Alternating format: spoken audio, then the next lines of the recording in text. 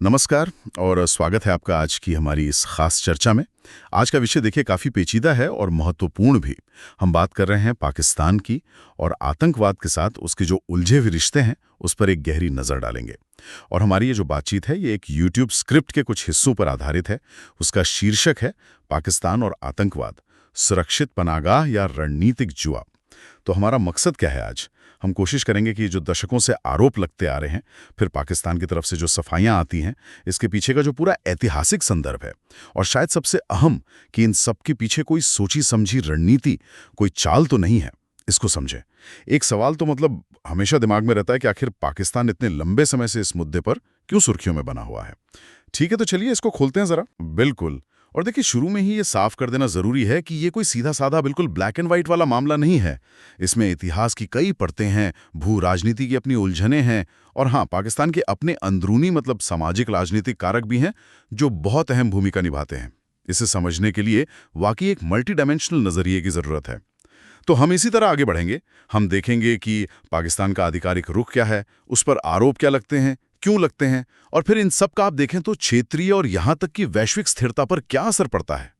यहां जो बात आकर्षक है वो ये है कि कैसे ये सारे अलग अलग धागे, मतलब इतिहास, रणनीति, आरोप, फिर उनकी सफाई, ये सब एक दूसरे में ऐसे उलझे हुए हैं कि एक बहुत ही जटिल तस्वीर सामने आती है। चलिए फिर इतिहास से ही शुरू करते हैं।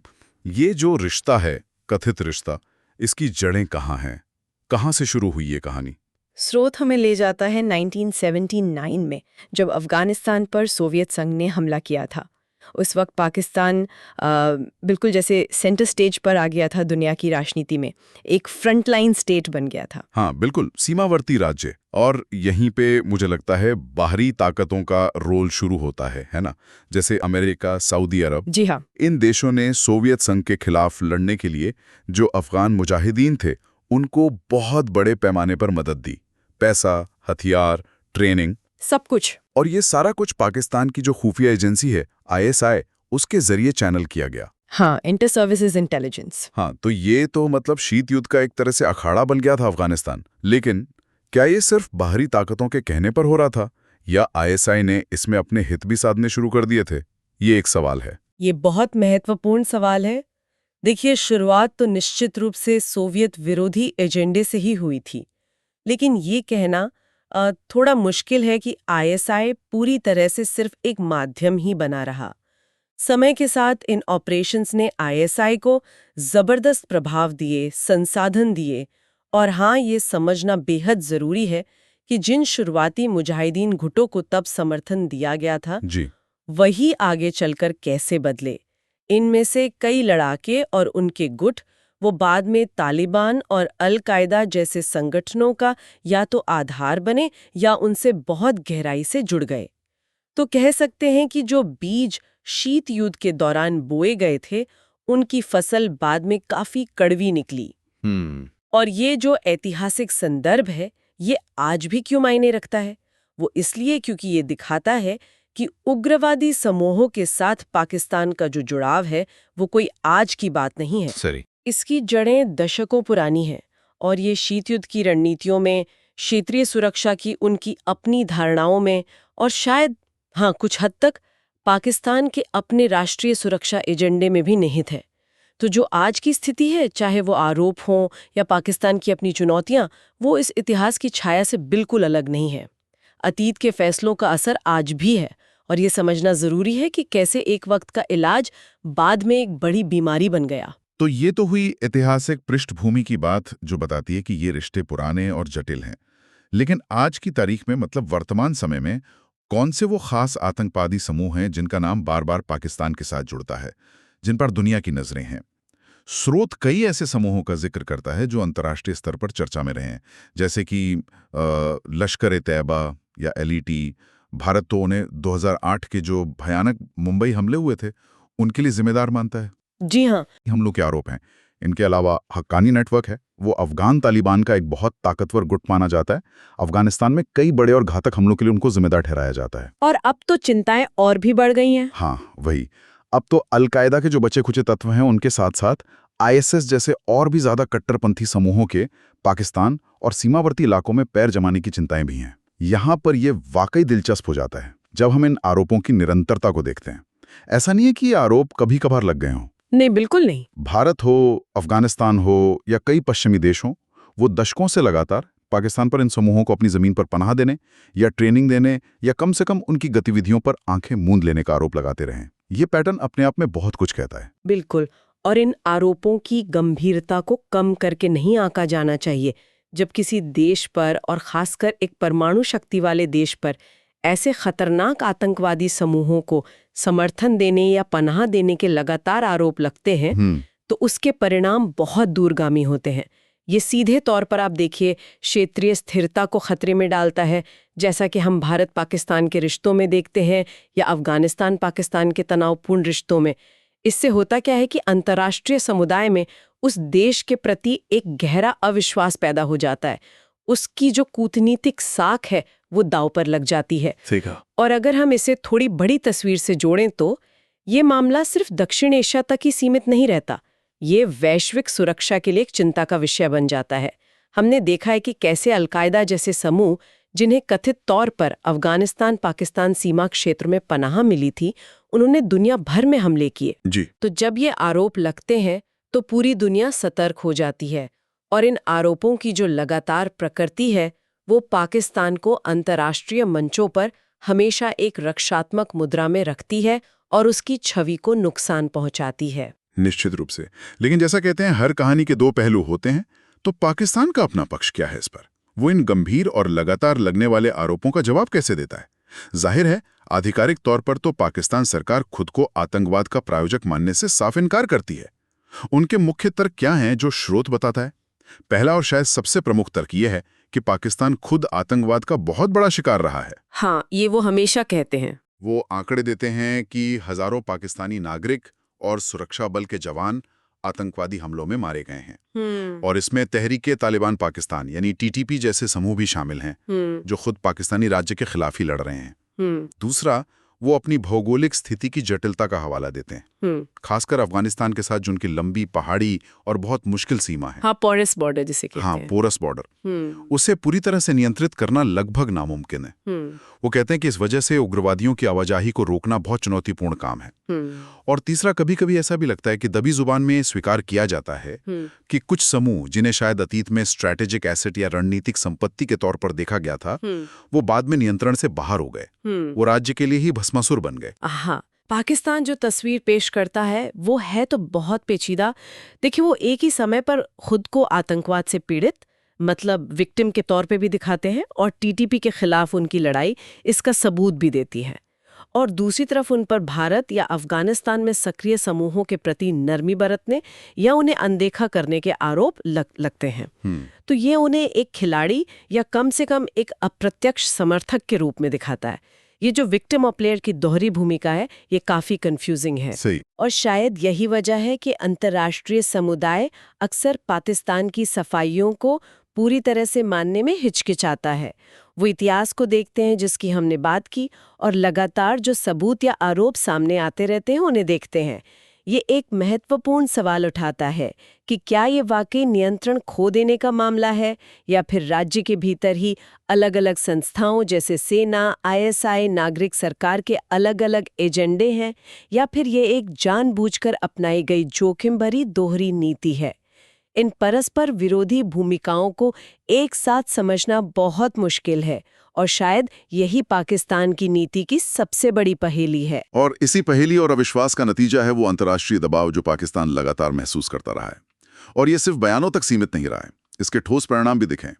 स्रोत में कुछ खास अंतर्राष्ट्रीय कार्रवाइयों का जिक्र है। सबसे ज्यादा चर्चा में शायद फाइनेंशियल एक्शन टास्क फोर्स यानी FATF रहा है। हाँ, FATF। उन्होंने पाकिस्तान को आतंकी वित्त पोषण और मनी लॉन्ड्रिंग पर लगाम लगाने में नाकाम रहने के कारण कई सालों तक अपनी निगरानी सूची, जिसे ग्रे लिस्ट कहते हैं, उसमें रखा। इसके अलावा अमेरिका, जो कभी पाकिस्तान का एक प्रमुख सहयोगी था, वो भी समय समय पर कड़ी आलोचना करता रहा है। कई बार तो सैन्य और आर्थिक मदद में कटौती भी की है। और दूसरी तरफ भारत तो लगातार कूटनीतिक कोशिशें करता रहा है कि पाकिस्तान पर अंतर्राष्ट्रीय प्रतिबंध लगें और उसे वैश्विक स्तर पर आतंकवाद को प्रायोजित करने वाले देश के रूप में पहचान मिले। हाँ, ये दबाव लगातार बना हुआ है। इस दबाव का असर कितना हुआ है, ये कहना थोड़ा मुश्किल है। पाकिस्तान ने निश्चित रूप से कुछ कदम तो उठाए हैं, मतलब कुछ समूहों पर प्रतिबंध लगाए, कुछ गिरफ्तारियां भी हुईं, कानूनी ढांचे में बदलाव भी किए। लेकिन अक्सर सवाल ये उठता है कि जमीनी स्तर पर इन कदमों का अमल कितना हुआ, उनकी प्रभावशीलता कितनी रही है। क्या ये कदम सिर्फ अंतर्राष्ट्रीय दबाव को कम करने के लिए थे या वाकई नीति में कोई बुनियादी बदलाव आया है? ये एक बड़ा सवाल है। इन अंतर्राष्ट्रीय कार्रवाइयों के महत्व को समझना बहुत जरूरी है। देखिए, FATF की ग्रे लिस्ट में होने का मतलब सिर्फ बदनामी नहीं है। नहीं, बिल्कुल। इसके गंभीर आर्थिक परिणाम होते हैं। इससे देश के लिए अंतर्राष्ट्रीय कर्ज लेना मुश्किल हो जाता है, विदेशी निवेश आने में दिक्कत होती है और यहाँ तक कि वैश्विक बैंकिंग प्रणाली के साथ सामान्य रूप से व्यापार करना भी मुश्किल हो जाता है। ये सीधे सीधे अर्थव्यवस्था को चोट पहुंचाता है। इसी तरह अमेरिका जैसे शक्तिशाली देश की आलोचना और सहायता में कटौती का असर सिर्फ आर्थिक ही नहीं होता, बल्कि पाकिस्तान के कूटनीतिक रिश्तों और उसकी सैन्य क्षमताओं पर भी पड़ता है। ये दिखाता है कि अंतर्राष्ट्रीय समुदाय के पास देशों को जवाबदेह ठहराने के लिए उपकरण तो है। हालांकि ये भी सच है कि भू राजनीतिक जो सच्चाइयां हैं वो अक्सर इन दबावों के असर को सीमित कर देती हैं। यहीं पर वो सवाल उठता है जो शायद सबसे ज्यादा उलझाने वाला है। अगर इस रास्ते पर चलने की कीमत इतनी भारी है, मतलब आर्थिक नुकसान, कूटनीतिक अलगाव, पड़ोसियों से दुश्मनी, यहां तक कि अंदरूनी सुरक्षा को खतरा, तो फिर पाकिस्तान या कम से कम उसके सुरक्षा तंत्र के कुछ हिस्से इस जोखिम भरे रास्ते पर क्यों चलते रहे हैं, जैसा कि कई विश्लेषक मानते हैं। यहीं पर वो रणनीतिक जुआ वाली बात सामने आती है। हाँ, स्ट्रेटेजिक गैम्बल। स्रोत में रणनीतिक गहराई या स्ट्रेटेजिक डेप्थ की अवधारणा का जिक्र है। इसका मोटा मोटा मतलब ये निकाला जाता है कि कुछ विश्लेषकों के अनुसार पाकिस्तान शायद कुछ उग्रवादी समूहों को एक प्रॉक्सी या अप्रत्यक्ष हथियार के तौर पर इस्तेमाल करता रहा है। मतलब पश्चिम में यानी अफगानिस्तान में अपना प्रभाव बनाए रखने या भारत समर्थक प्रभाव को रोकने के लिए, और पूर्व में यानी भारत को खासकर कश्मीर के मुद्दे पर उलझाए रखने या उस पर दबाव बनाने के लिए। तो इस सब का क्या मतलब है?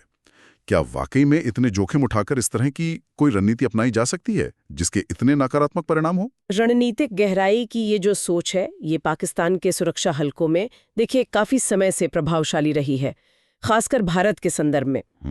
पारंपरिक सैन्य शक्ति में भारत का पड़रा भारी देखते हुए शायद कुछ रणनीतिकारों को ऐसा लगा कि प्रॉक्सी समूहों का इस्तेमाल करके वे कम लागत पर भारत को उलझाए रख सकते हैं और एक तरह का संतुलन साध सकते हैं।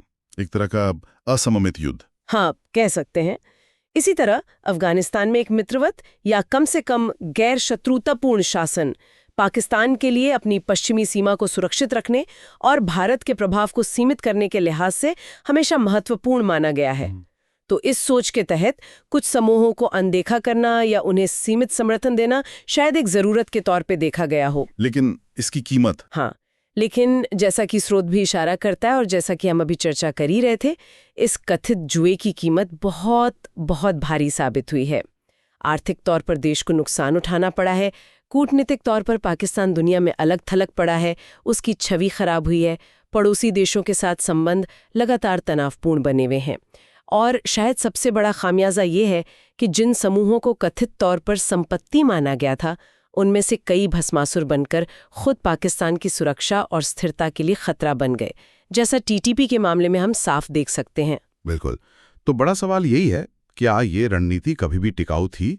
और 21वीं सदी में खासकर 9/11 के बाद की दुनिया में, जहां आतंकवाद के प्रति अंतर्राष्ट्रीय सहिष्णुता लगभग शून्य हो चुकी है, क्या ऐसी रणनीति जारी रखी जा सकती है? इसके संकेत तो देखिए नकारात्मक ही लगते हैं। ये एक ऐसा जुआ लगता है जिसमें घर मतलब पाकिस्तान खुद ज्यादा हार रहा है। तो आज की इस गहरी पड़ताल को समेटने का समय आ गया है। हमने देखा कि पाकिस्तान और आतंकवाद का ये जो मुद्दा है, ये कितना जटिल और बहुआयामी है। वाकई कई पड़ते हैं इसमें। इसमें एक तरफ पाकिस्तान का खुद को आतंकवाद के पीड़ित के रूप में पेश करने का दावा है और TTP जैसे समूहों के खिलाफ उसकी लड़ाई इस दावे को कुछ हद तक बल भी देती है। बिल्कुल। लेकिन दूसरी तरफ उस पर लश्कर-ए-तैयबा, जैश-ए-मोहम्मद और हक्कानी नेटवर्क जैसे भारत और अफगानिस्तान केंद्रित समूहों को पनाह देने, समर्थन करने या कम से कम उनकी अनदेखी करने के गंभीर और लगातार आरोप लगते रहे हैं। हाँ, ये विरोधाभास बना हुआ है। हमने इसकी ऐतिहासिक जड़ों को टटोला जो शीत युद्ध और सोवियत अफगान युद्ध तक जाती हैं, जहां बाहरी शक्तियों ने भी, हमने देखा, अहम भूमिका निभाई। हमने विशिष्ट आरोपों और समूहों पर नजर डाली जिनकी गतिविधियां क्षेत्रीय और वैश्विक चिंता का कारण बनी। हमने अंतर्राष्ट्रीय दबाव के अलग-अलग रूपों को समझा, जैसे FATF, अमेरिका, भारत और उनके सीमित या विवादास्पद प्रभावों को भी। और अंत में हमने रणनीतिक गहराई की उस कथित अवधारणा पर भी विचार किया, जिसे कुछ विश्लेषक पाकिस्तान की नीतियों के पीछे एक संभावित, यद्यपि बहुत जोखिम भरी वजह मानते हैं। तो मूल तनाव वही बना हुआ है, पीड़ित होने का दावा बनाम रणनीतिक उद्देश्यों के लिए उग्रवादी समूहों को बर्दाश्त करने या समर्थन करने का एक लंबा और विवादास्पद इतिहास। बिल्कुल सही कहा आपने। और जैसा कि अक्सर होता है, ऐसे जटिल मुद्दों का कोई आसान जवाब नहीं होता। अंत में श्रोताओं के लिए एक विचारणीय प्रश्न छोड़ना शायद सबसे ठीक रहेगा, जो हमारे स्रोत के निष्कर्षों से ही प्रेरित है।